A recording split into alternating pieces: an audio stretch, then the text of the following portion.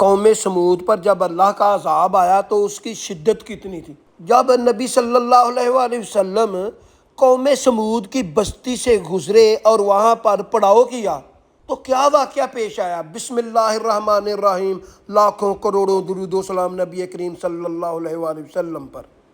قرآن و حدیث کے مطابق ویڈیو دیکھنے کے لیے چینل ضرب الاسلام کو سبسکرائب کر لیں اور ویڈیو کو پورا دیکھا کریں تاکہ آپ کو سمجھ آئے، اور لائک بھی کیا کریں۔ قرآن مجید کے مطابق دو قومیں گزری ہیں۔ اللہ تعالیٰ کہتا ہے ہم نے عاد اور سمود جیسا اتنا طاقتور قومیں کبھی پیدا ہی نہیں کی جو پہاڑوں کو تراش کر اپنا گھر بناتے تھے۔ یہ جو قوم سمود ہے یہ قوم عاد کی نسل سے ہی ہے۔ دونوں کا قرآن مجید میں ذکر آتا ہے کہ ان جیسے طاقتور ہم نے کبھی پیدا نہیں کیے۔ دونوں پر اللہ کا عذاب آیا تھا، اور قوم عاد پر تو جو اللہ نے ہوا چھوڑی تھی اس کی شدت اتنی تھی، قرآن کہتا ہے وہ ہوا میں اس طرح اڑتے تھے جس طرح پتنگیں اڑتے ہیں۔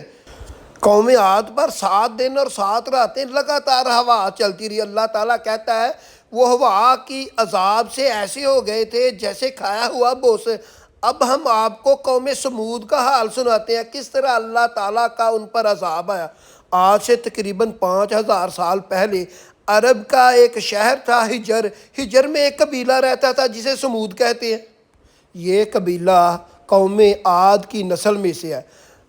قوم عاد پر اللہ کے عذاب سے جو مومنین، مومنات اور حضرت صالح علیہ السلام بچ گئے تھے یہ ان کی نسل میں سے ہے۔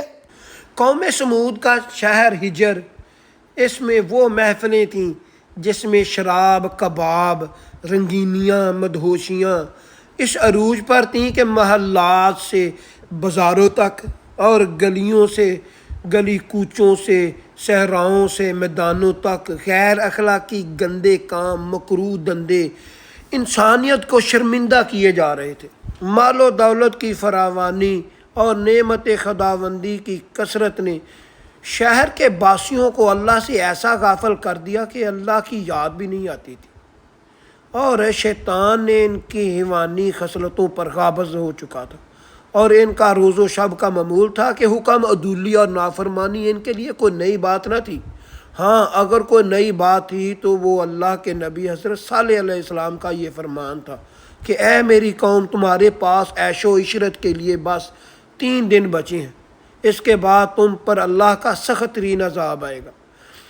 اللہ سورۃ ہود میں ارشاد فرماتا ہے قوم کی اکثریت نے اپنے نبی صالح علیہ السلام کی اس بات کو ماضی کی طرح ہنسی کھیل میں اڑا کر رکھ دیا، اور ان میں کچھ ایسے ضرور تھے جو اپنے نبی کی پیش گوئی سن کر بارگاہ الہی میں سجدہ ریز ہو گئے، مگر ان کی تعداد آٹے میں نمک کے برابر تھی۔ وقت کے بے رحم پہیہ نہایت تیزی سے ایک بھیانک صبح کی جانب رواں دواں تھا۔ رات بھر کی موج مستی سے تھکے ہارے لوگ اپنے اپنے گھر جانے کو تھے کہ اچانک انہیں ایک بڑے زور کی چنگاڑ کی صورت میں عذاب نے آ پکڑا۔ کہتے ہیں کہ یہ جو چیخ تھی، چنگاڑ تھی، ایک فرشتے کی تھی جو اللہ کے حکم سے لگائی گئی تھی۔ اس زور کی شدت کی تھی کہ اس چیخ نے ان سب کے کانوں کے پردے پھاڑ کر رکھ دیے، ان کے دل پھاڑ کر رکھ دیے۔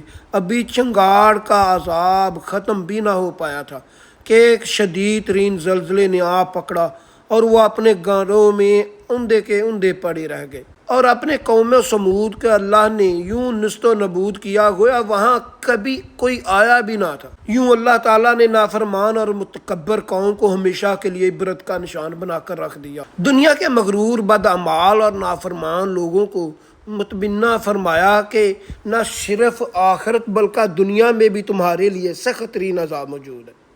قوم کی بستی میں حضور صلی اللہ علیہ وآلہ وسلم کا ایک مرتبہ غزوہ تبوک کو جاتے ہوئے گزر ہوا۔ حضور صلی اللہ علیہ وآلہ وسلم نے ہجر قوم سمود کی بستی میں پڑاؤ کیا تو صحابہ کرام رضوان اللہ اجمعین نے وہاں کے کنویں کا پانی اپنے برتنوں میں بھر لیا اور اسی سے آٹا بھی گوندھ لیا۔ تو نبی رحمت صلی اللہ علیہ وآلہ وسلم نے ارشاد فرمایا اپنے برتنوں میں سے پانی کو انڈیل دیں اور گوندا ہوا آٹا بھی جانوروں کو کھلا دیں۔ پھر آپ صلی اللہ علیہ وآلہ وسلم نے فرمایا کہ اس کنویں سے پانی لیں جیسے حضرت صالح علیہ السلام کی اونٹنی نے پانی پیا تھا۔ قرآن کہتا ہے قوم عاد بھی بہت زیادہ طاقتور تھی اور قوم سمود بھی بہت زیادہ طاقتور تھی۔ ان دونوں قوموں پر اللہ کا عذاب آیا ہے، اور ان کے نشانات، ان کے گھر جہاں وہ رہتے تھے، ان کی ہڈیاں اب بھی موجود ہیں۔ ایسی اچھی ویڈیو دیکھنے کے لیے میرا چینل ضرب الاسلام کو سبسکرائب کر لیں۔